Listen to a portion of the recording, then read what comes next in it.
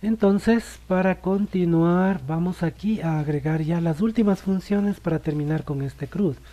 Ya podemos crear, ya podemos listar, entonces lo que nos falta es crear en el script las funciones de insertar y la función de eliminar. Entonces aquí vamos a agregar una función que se llama updateValue.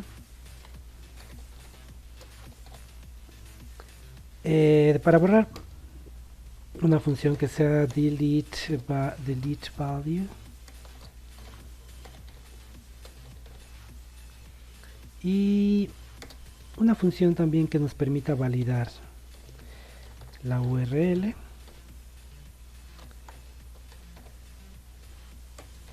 Perfecto. Esas son las cosas que vamos a agregar aquí al script, y con eso el script del CRUD completo termina ahí. Como ya es costumbre, luego las vamos a desarrollar y a explicar, ¿no? ¿Qué vamos a hacer en Android? Bueno, en Android ya agregamos la función actualizar. Solo nos falta ya codificarla, pero tuvimos que agregarla para que no nos dé errores en las demás clases, ¿no? Para poder ya finalizar algunas de las clases, ya cerrarlas. Y aquí en el update user list adapter ya tenemos ingresadas las funciones de...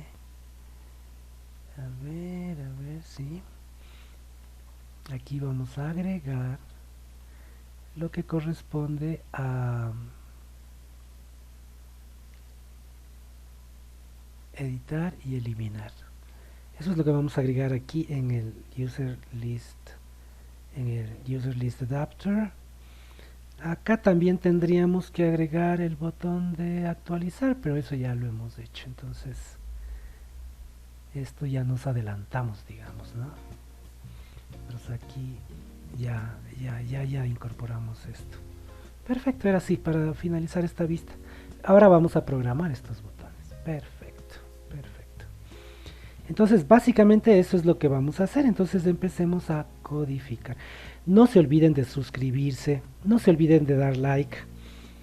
Una vez más, aunque les parezca repetitivo, sus likes son los que permiten que este contenido siga siendo gratuito y que la gente que necesite, los principiantes especialmente, no tengan que pagar para poder aprender, que puedan acceder a un sinnúmero de recursos de manera gratuita. ¿Qué es lo que permite eso? Su suscripción y sus likes, que no cuestan nada. Así que por favor, háganlo para democratizar la información. Y la otra cosa que les quería recordar es que el código fuente está disponible en la descripción de este y de todos los videos. De manera que si ustedes quieren, ahí tienen también una referencia adicional acerca de cada una de las piezas del código para que ustedes puedan comparar con lo que estamos desarrollando o con lo que ustedes vayan avanzando por su cuenta. Entonces, vamos a codificar.